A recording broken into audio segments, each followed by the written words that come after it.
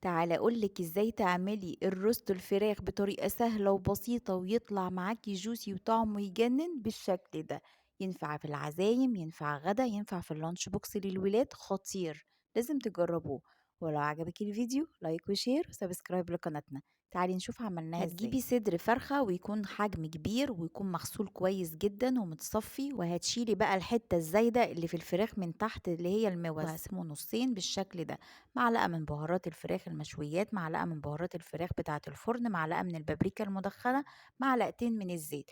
هبدأ أدهن بالخليط ده الفراخ بتاعتنا، الصدر بالشكل ده، طاسة سخنة، معلقة زبدة، معلقة زيت، وانزل بقى بالصدمة بالفراخ. عايزاها تاخد لون ذهبي خطير بالشكل ده. ربع كوباية مية سخنة وغطيها واسيبها تستوي على نار هادية لمدة نص ساعة. تطلع بأدهنها بالصوص بتاعها كده واحطها على الشواية، وبعد كده ادهنها بالصوص واغطيها بالستريتش راب وادخلها التلاجة تبرد تماما.